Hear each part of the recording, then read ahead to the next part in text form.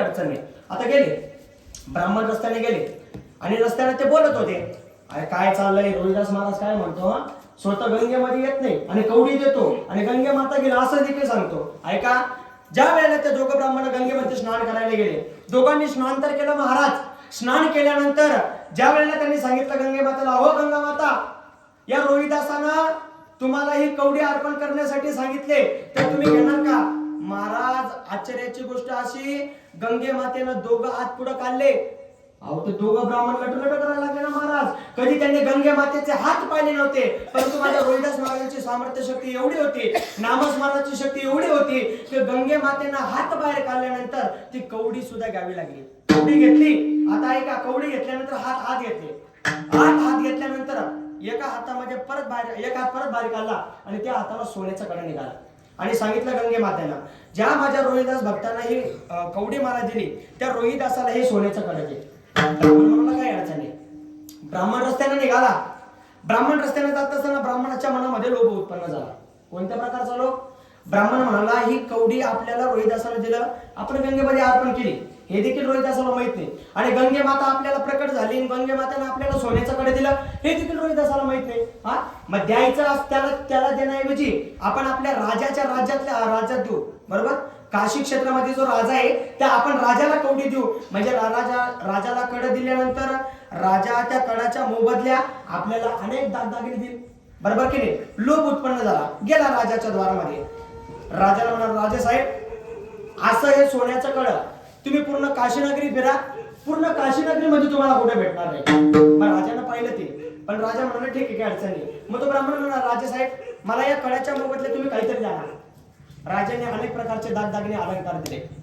निघाला ब्राह्मण इकडे निघाल्यानंतर गंमत झाली काय, राजाने ते कड आपल्या पत्नीला दिलं. बरोबर? पत्नीला कड दिल्यानंतर पत्नी म्हणाली, वा, छान कड आहे, मस्त आहे, कुणी आणला? अहो, एका ब्राह्मणाने आणून दिला. बरं, ठीक आहे, मग अजून एक आणून द्या म्हणे. काय? अजून एक आणून द्या. अगं, पण त्यांनी एकच दिलं ना, ते मला काही सांगू नका, मला अजून एक आणून द्या. राजा आपल्या सभेमध्ये आला. सभेमध्ये आल्यानंतर आपल्या द्वारपालाला सांगितलं, आपल्याकडे जो ब्राह्मण आला होता, ज्या ब्राह्मणाला मला कड दिलं, त्या ब्राह्मणाकडे जा आणि त्याला बोलू नका. ब्राह्मणाला बोलवलं गेलं सभेमध्ये बोलवल्यानंतर ब्राह्मणाला सांगितलं, ब्राह्मण, वा, तुम्ही जे मला सोन्याचं कडे दिलं, अजून एक मला ते सोन्याचं कडे द्या. ब्राह्मण तर दंगच झाला. आता आपल्याला तर हे कड तर गंगे मातेने दिलं, मग आपल्याला परत गंगे मातेकडे जावं लागेल. गेला तो गंगेत गेल्यानंतर पण गंगा माता कुठे प्रकट होईल? गंगा माता प्रकट का झाली? रोहिदास महाराजांनी कवडी दिली. कवडीमुळे रोहिदास महाराज आपला गंगा माता प्रकट झाली. परंतु गंगा माता पण प्रकट होईना. राजामध्ये आला आणि राजामध्ये आल्यानंतर राजाला भेटला, राजे साहेब, माझ्याकडे आता ते कडे एकच होता. राजा म्हणाला, तू जर मला कडत दिलं नाही तर तुझ्या साईड तुझ्या परिवाराला फासावरती चढवणार. संकटात पडल्यानंतर आता त्याला काय करावं? सुशेन असं झालं महाराज. शेवटी त्याला रोहिदास महाराजांचे चरण पकडावे लागले. आला रोहिदास महाराजांकडे. रोहिदास महाराजांचे चरण पकडले. रोहिदास महाराजांना सांगितलं, महाराजजी, मला माफ करा, जी तुम्ही कवडी दिली होती मी ते गंगे मातेला अर्पण केली, आणि गंगे माताला अर्पण केल्यानंतर गंगे माताने त्या कवडीच्या मोबदल्यात तुम्हाला सोन्याच्या कडे दिले होतं, पण मी ते तुम्हाला न देता मी ते राजाला, लोभामुळे मी राजाला दिलं. पण राजाची पत्नी अजून एक कडे मागत आहे, आणि मी जर तिला दिलं नाही तर तो राजा मला फासावर चढल. मला चढवलं त्याबद्दल काही वाद नाही, पण माझ्या परिवाराला तरी चढवल. म्हणून तुम्ही माझ्यावरती कृपा करा आणि मला या संकटापासून वाचवा. रोहिदासजी महाराज म्हणाले, चूक तर मोठी केली आहे तू, पण आता तुझा परिवार संकटात आहे, मग तुझा परिवार वाचवण्यासाठी मला काहीतरी करावं लागेल. कठुती असायची रोहिदास महाराजांकडे, त्याच्यात पाणी असायचं गंगेचं. मग रोहिदास महाराजांनी सांगितले, या कठुतीला विनंती कर, हात जोड, गंगा माता, मी संकटात पडले, मला कड द्या. ब्राह्मण अजून दंग झाला, गंगा माता तिकडे इकडे कठुती आहे, तर इथं मागितल्यानंतर कसं काय देईल? पण चमत्कार, माझ्या रोहिदास महाराजांची सामर्थ्य शक्ती एवढी होती. रोहिदास महाराजांनी जसं सांगितलं, त्या ब्राह्मणानं त्या कोठीती जवळ हात जोडले, विनंती केली. आश्चर्य महाराज 4 सोन्याचे कडे बाहेर निघाले. किती? 4 सोन्याचे कडे बाहेर निघाले. आणि 4 बाहेर निघाल्यानंतर रोहिदास महाराज म्हणाले, हे बघ, तुला आता जितके लागतंय तेवढेच घे, याच्या व्यतिरिक्त तू जास्त घेतलं, पण तू अजून संकटात पडशील. आता ऐका, कडे घेतलं, पळत राजाच्या दरबारात गेला, राजाला दिला. राजानं राजाच्या पत्नीला दिला. राजाची पत्नी अत्यानंदित झाली ना महाराज, कारण असे अलंकार तिने पाहिलेच नव्हते. मग तिने विचारलं, का हो, या आपल्या काशी क्षेत्रामध्ये असा कोणता काय म्हणतात सोनार आहे काय? असा कोणता सोनार आहे? सोनार बिनार कोण आहे तो? ज्याच्याकडून तुम्हाला सोन्याच्याकडे मिळालं तो सोनार कुठे आहे? ऐका, मला त्याला भेटायचंय. कोण म्हटलं? राजाची पत्नी. निघाली राजाची पत्नी. आता पूर्ण काशी पाहिली, पूर्ण काशी फिरली. एवढी काशी फिरल्यानंतर पण तो सोनार काही सापडेना. शेवटी एका झोपडी जवळ आले आणि रोहिदास महाराज तिथे भजन करत होते. भजन करत असताना आता विशेष मुद्दा असा की जी राजाची पत्नी होती तिला एक भयंकर असा एक रोग होता. अनेक वैद्य केले, सगळं काही केलं, पण तो रोग जाता जाईना. संपत्ती भरपूर, राजाची पत्नी, पण रोग इतका भयंकर की आता जाता जाईना. गुरु पण होता तिच्या जीवनामध्ये, पण गुरु पण चांगला नव्हता. म्हणून गुरु मनुष्यानं जीवनामध्ये चांगल्या पद्धतीने केला पाहिजे बरं का, लक्ष देऊन ऐका. मग गेली, मग रोहिदास महाराजांना पाहिलं.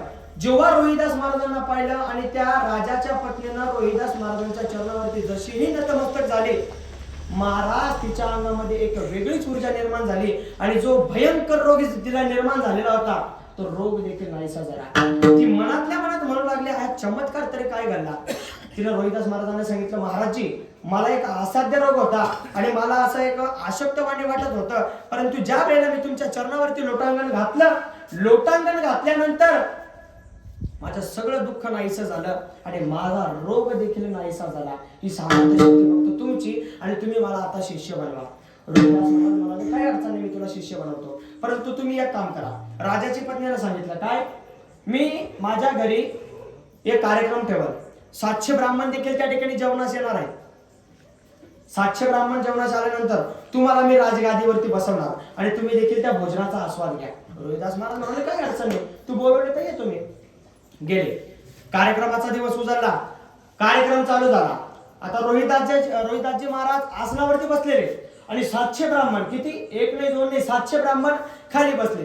वाढल्या पंक्ती सगळ्यांना वाढल्यानंतर गंमत काय झाली, 2-4 ब्राह्मणांचे रोहिदास महाराजांकडे गेले. अरे हा तर तो रोहिदास आहे आणि या रोहिदासाला तुम्ही आसनावरती बसवलं, आम्हाला खाली बसवतात, याला खाली बसवा, नाहीतर आम्ही जेवणार नाही. राजाची पत्नी म्हणाली, ते माझे गुरु आहेत आणि माझ्या गुरूंना मी आसनावरती बसवणार. रोहिदास महाराज म्हणाले, पोरी तू काळजी करू नको, त्यांना त्रास होत आहे ना, मी बसतो खाली. रोहिदास महाराजांनी आसन सोडलं, जमिनीवरती बसले. चमत्कार बघा, मी पहिले तुम्हाला अगोदर बोललो, संतांची सामर्थ्य शक्ती कमी नाही. काय बोलतोय? संतांची सामर्थ्य शक्ती कमी नाही आणि ती सामर्थ्य शक्ती त्यांनी प्राप्त केली फक्त आणि फक्त नामाच्या बळावर. महाराज रोहिदास महाराज जसंही खाली जमिनीवरती जेवायला बसले, इकडे 700 ब्राह्मण पंक्तीत जेवायला बसले होते. किती? 700 ब्राह्मण जेवायला बसत असताना चमत्कार असा घडला, महाराज जे ब्राह्मण रोहिदास महाराजांना नाव ठेवत होते, प्रत्येक ब्राह्मणाच्या ताटामध्ये एक रोहिदास जेवत होता. हा त्याला म्हणायचा, अरे तुझ्याच मध्ये रोहिदास जेवत आहे. तो दुसऱ्याला सांगायचा, अरे माझ्यात नाही तुझ्यात जेवत आहे. अहो सगळ्यांकडे पाहिलं तर प्रत्येकाच्या ताटामध्ये 700 रोहिदास महाराज जेवत होते. ही माझ्या रोहिदास महाराजांची सामर्थ्य. एवढंच नाही, ब्राह्मणाने रोहिदास महाराजांची शरणागती पत्कारली आणि शरणागती पत्कारल्यानंतर 700 चेले रोहिदास महाराजांचे झाले.